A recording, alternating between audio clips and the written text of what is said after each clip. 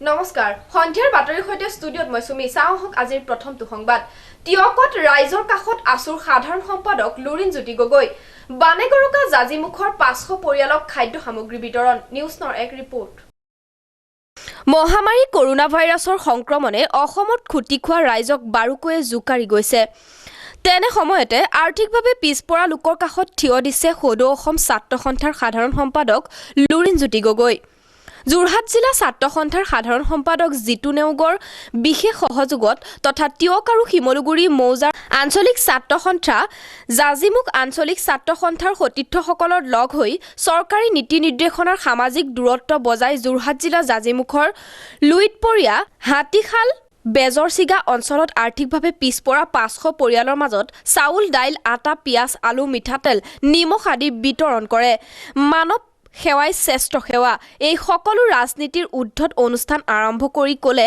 আসুৰ সাধাৰণ সম্পাদক লুৰিন জ্যোতি গগৈ বা চৰকাৰী সাহায্য পোৱাৰ পাছতো যিসমূহ সমস্যা আমাৰ দৰিদ্ৰ শ্ৰেণীৰ জনসাধাৰণৰ আছে বিশেষকৈ শ্ৰমিক শ্ৰেণীৰ ৰাইজ দিন মজুৰি কৰা যিসকল ব্যক্তি আছে যিসকল চাহ শ্ৰমিক আছে কৃষক আছে সকলো অৰ্থনৈতিকভাৱে পিছপৰা শ্ৰেণীটোক আমি সাঙুৰি তেওঁলোকক কিছু সকাহ দিবৰ কাৰণে প্ৰয়াস কৰিছোঁ কাৰণ এইটো মানুহৰ বিপদৰ সময় আৰু চাৰিওফালে সেইকাৰণে মানুহে মানুহক সহায় কৰিবৰ কাৰণে আগবাঢ়ি আহিছে মানৱ সেৱাই পৃথিৱীৰ শ্ৰেষ্ঠ ধৰ্ম আৰু সেইকাৰণে আমি ভাবোঁ যে মানৱতাৰ জয়গান গালেই বা মানৱতাৰ এই চিন্তা চেতনাৰে আমি আগবাঢ়ি গ'লেই এই যিটো প্ৰত্যাহ্বান আমি মোকাবিলা কৰিব পাৰিম এই সংকট আমি নাইকিয়া কৰিব পাৰিম আমি সেইকাৰণে সকলোৱে একেলগে যুঁজিব লাগিব ইয়াৰ বিৰুদ্ধে আৰু সেইকাৰণে মই আজি এই অঞ্চলত ৰাইজক মই এটাই পুনৰবাৰ আহ্বান জনাইছোঁ যে সমগ্ৰ অসমবাসী ৰাইজকো আহ্বান জনাইছোঁ সকলো ধৰণৰ স্বাস্থ্য সম্পৰ্কীয় বিধি যাতে সকলোৱে মানি চলে পুনৰবাৰ লকডাউনৰ তৃতীয় পৰ্যায় আৰম্ভ হোৱাৰ পাছত অসমত আৰু বেছি প্ৰত্যাহ্বান আহিব আমি ইতিমধ্যে কোৱাৰ দৰে 6 লাখ 7 লাখতকৈ বেছি চৰকাৰী সংখ্যামতে 20 লাখ মানুহ ইয়ালৈ আহিব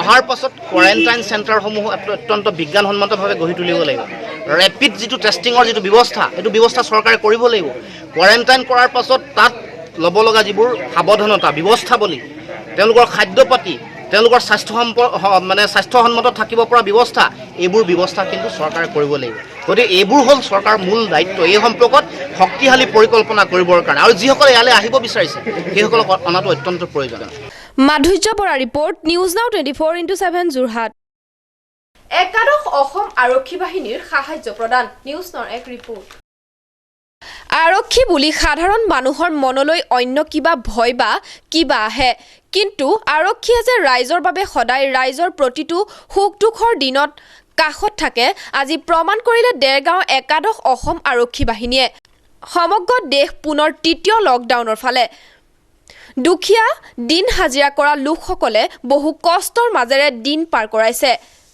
চৰকাৰ দল সংগঠন বহুজনে তেওঁলোকক সহায়ৰ হাত আগবঢ়াইছে আজি দেৰগাঁও একাদশ অসম আৰক্ষী বাহিনীৰ সকলো কৰ্মচাৰীয়ে মিলি দেৰগাঁৱৰ বিভিন্ন ঠাইৰ লগতে কছাৰী লাইনতো প্ৰায় 150টা পৰিয়ালক অত্যাৱশ্যকীয় সামগ্ৰী প্ৰদান কৰে তেওঁলোকৰ এই পদক্ষেপক সকলোৱে শলাগ লয় এই গোটেই সামগ্ৰীখিনি আমি চাউল দাইল মিঠাতেল আলু পিঁয়াজ হালধিকে আদি কৰি নিমখ আদি কৰি আমি আমাৰ বাহিনীৰ একেবাৰে নিম্নতম চতুৰ্থ বৰ্গৰ কৰ্মচাৰীৰ পৰা আদি কৰি একেবাৰে কামাণ্ডেণ্টলৈকে সকলোৱে নিজ ইচ্ছামতে তেওঁলোকে সামৰ্থ্য অনুযায়ী তেওঁলোকে এইটো অনুদান আমি আগবঢ়াইছে আৰু এই বেটেলিয়নৰ ফালৰ পৰা আমাৰ আশে পাশে থকা এই কছাৰী লাইন গাঁৱৰ যিখিনি দৰিদ্ৰ যিখিনি দিন হাজিৰা কৰি থকা লোক তেওঁলোকে যথেষ্ট কষ্টত দিন অতিবাহিত কৰিছিল তো আমি সামান্য ন্যূনতম অলপ সাহায্য প্ৰদান কৰিছোঁ বাহিনীৰ ফালৰ পৰা আৰু কিমান পৰিয়ালক দিয়া হৈছে ছাৰ এতিয়ালৈকে আমাৰ প্ৰায় 150জনৰ ওপৰত হ'ব 150টা ফেমিলি বৰ্তমান ইয়াত কছাৰী লাইনত আছোঁ তাৰপিছত আৰু এখন অন্য গাঁও Bidyadhar Kalita report news now 24x7 Jorhat আগবাঢ়িছো পৰৱৰ্তী বাতৰিলৈ যোৰহাট নগৰৰ নিবাসী এটি পৰিয়ালে নিজাববীয়া প্ৰচেষ্টাত প্ৰায় 45টা পৰিয়াললৈ সাহায্যৰ হাত আগবঢ়াই দাঙি ধৰিছে এটি নিদৰ্শন নিউজ নৰ এক ৰিপৰ্ট যোৰহাট নগৰৰ কাষৰীয়া নাচনি চুকৰ নিৰ্বাসী বিশিষ্ট সমাজকৰ্মী তথা দেৰগাঁও আৰক্ষী চকীৰ ভাৰপ্ৰাপ্ত বিষয়া নৰেন্দ্ৰনাথ বাৰিক আৰু তেখেতৰ পৰিয়ালৰ ফালৰ পৰা সেই গাঁৱৰ সৰুজন নগৰ আৰু লক্ষীনগৰৰ নিৰ্বাসী প্ৰায় ৪৫টা পৰিয়াললৈ সহায়ৰ হাত আগবঢ়াই আমাৰ বাবে এটি নিদৰ্শন দাঙি ধৰিছে। উল্লেখযোগ্য যে নৰেন্দ্ৰনাথ বাৰিকৰ সৰু পুত্ৰ চমৰ বাৰিকে ইয়াৰ পূৰ্বেও এনে বহুতো সামাজিক কৰ্মৰ লগত জড়িত হৈ কাম কৰি গৈছে। Bureau' report news now 24x7 Jorhat. লকডাউনে যদিওবা কাৰোবাক তিতাকেহা খুৱাইছে, কাৰোবাক আকৌ উদ্ভাৱন কৰাইছে।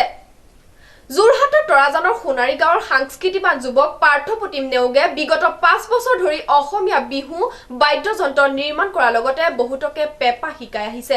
নিউজ নৰ এক ৰিপৰ্ট। লকডাউনৰ সময়খিনিত যুৱকজনে ২৮ মাৰ্চত ২ ঘণ্টাত এটা বটল পেপা নিৰ্মাণ কৰি উলিয়াইছে। এই বটল পেপাৰ মাত একেবাৰে মহৰ শিঙৰ পেপাৰ দৰে। নিজেই শুনক আপোনালোকে। যুৱকজনে আমাক জানিবলৈ দিয়া মতে বহুলোকে পেপা শিকিব খোজে, কিন্তু শিকিবৰ বাবে তেওঁলোকৰ পেপা নাথাকে। কিনিবৰ বাবেও বহু পইচাৰ দৰকাৰ হয়। বহুতৰে পইচাৰ অভাৱো হয়। সেয়েহে তেওঁলোকৰ বাবে মই এই বটলৰ যোগেদি পেপা বনাইছো। তেওঁলোকে শিকি ভালকৈ একোটা পেপা কিনি বজাই যাতে নিজকে স্বাৱলম্বী কৰি তোলাৰ লগতে সংস্কৃতিৰ জগতখন পোহৰাই তুলিব পাৰে।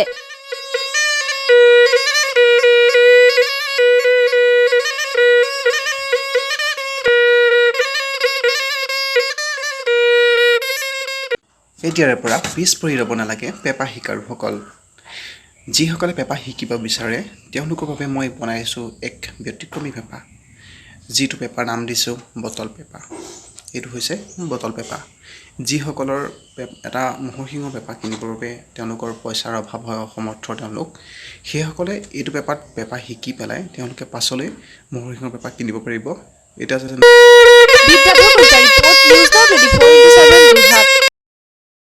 যোৰহাট জিলা ছাত্ৰ সন্থা আৰু যুৱ সমাজ কৰ্মী ৰাতুল নাথৰ উদ্যোগত কৰঙা কাটনি গাঁও আৰু খঙিয়াচুক গাঁৱত সাহায্য বিতৰণ। নিউজ নৰ এক ৰিপৰ্ট। অভিজিৎ শইকীয়াৰ তত্বাৱধানত শতাধিক পৰিয়ালক খাদ্য সামগ্ৰী আৰু মাস্ক প্ৰদান কৰা হয়।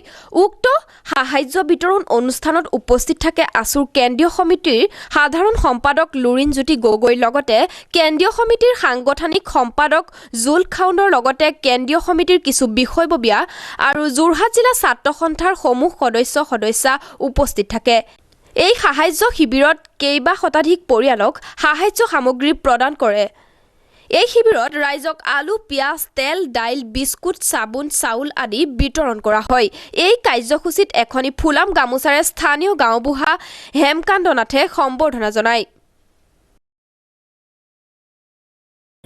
বিপদৰ পৰা যিসকল ব্যক্তি আছে তেওঁলোকক চিনাক্তকৰণ কৰি তেওঁলোকৰ তালিকাভুক্ত কৰি বিভিন্ন ধৰণৰ অত্যাৱশ্যকীয় খাদ্য সামগ্ৰী আৰু আন সামগ্ৰী দিবৰ কাৰণে প্ৰয়াস কৰিছে। আৰু এই সময়ত আমি সকলোৱে বিপদৰ সময়ত ঐক্যবদ্ধভাৱে আগবাঢ়ি আহিব লাগিব, কাৰণ মানৱ সেৱাই পৃথিৱীৰ শ্ৰেষ্ঠ ধৰ্ম। গতিকে আমি ইজনে ইজনক সহায় কৰা, বিপদৰ সময়ত মানৱ জাতিৰ এই সংকটৰ কালত আমি সকলোৱে একেলগে আগবাঢ়িব লাগিব, সহায়ৰ হাত আগবঢ়াব লাগিব। সকলো চিন্তা চেতনাৰ ঊৰ্ধলৈ গৈ কেৱল মাত্ৰ মানৱতাৰ জয়গান মানুহৰ কাৰণে আমি সকলোৱে গাব লাগিব। আৰু সেইকাৰণে এই মুহূৰ্তত সকলো প্ৰান্ততে ছাত্ৰ সন্থাৰ কৰ্মকৰ্তাসকলে এই কাম কাজ কৰিছে। এতিয়া আকৌ কৃষকসকলক দিয়া বিভিন্ন ধৰণৰ তেওঁলোকৰ সাহায্যৰ ওপৰতো বিভিন্ন এতিয়া দুৰ্নীতিৰ অভিযোগ উঠিছে। বহু দলীয় কৰ্মকৰ্তাক কোনো অত্যন্ত নীতি বহিৰ্ভূতভাৱে তেওঁলোকৰ নাম এই সাহায্যৰ ভিতৰলৈ সোমাইছে। এই কথাও এই অভিযোগো মানুহৰ মাজলৈ আহিছে। গতিকে এইবোৰ বিষয় পুংখানুপুংখভাৱে পৰ্যবেক্ষণ হ'ব লাগে, চোৱা চিতা কৰিব লাগে। আৰু যিসকলে এনেকুৱা ধৰণৰ কাম কৰিছে, অনৈতিক কাম কৰা, এনেকুৱা দুৰ্নীতি কৰা ব্যক্তিসকলক কঠোৰ হাতেৰে তেওঁলোকৰ ওপৰত শাস্তি ব্যৱস্থা গ্ৰহণ কৰিব লাগে। এইটো ছাত্ৰ সন্থাই আমি দাবী জনাইছোঁ। Bidyadhar Kalita report, news now 24x7 Jorhat. পৰৱৰ্তী বাতৰি। উত্তৰ পশ্চিম যোৰহাটত যুৱকৰ মৃত্যু শোক। নিউজ নাও এক ৰিপৰ্ট। উত্তৰ পশ্চিম যোৰহাটৰ কাৰেং গাঁৱত আজি পুৱা এজন যুৱকৰ মৃত্যু হোৱাত শোকৰ ছাপ পেলাইছে। গাঁওখনৰ ইলটু সিং পেগু নামৰ যুৱকজনৰ উচ্চ ৰক্তচাপজনিত কাৰণত নিজা বাসগৃহত অসুস্থ হৈ পৰে। পৰিয়ালৰ লোকে তেওঁক ততাতৈয়াকৈ চিকিৎসালয়লৈ নিয়ে যদিও চিকিৎসকে মৃত বুলি ঘোষণা কৰে। মৃত্যুৰ সময়ত যুৱকজনে পিতৃ মাতৃৰ লগতে ৩জন ভাতৃক এৰি থৈ গৈছে। প্ৰশান্ত গায়নৰ report, news now 24x7 Jorhat. বাতৰি শেষ হোৱাৰ আগতে জানি লওঁ আহকচোন আজিৰ দিনটোৰ বতৰ অৱতৰা আজিৰ দিনটোৰ সৰ্বোচ্চ তাপমাত্ৰা 32 ডিগ্ৰী সেলসিয়াছ আৰু সৰ্বনিম্ন 23 ডিগ্ৰী সেলসিয়াছ লগতে বতৰ ফৰকাল হৈ থকাৰ সম্ভাৱনা আছে নিউজ নাও বাতৰি আজিলৈ ইমানেই বিভিন্ন বাবতৰিৰ অনুষ্ঠানৰ বাবে চাই থাকিব নিউজ নাও 24/7 ধন্যবাদ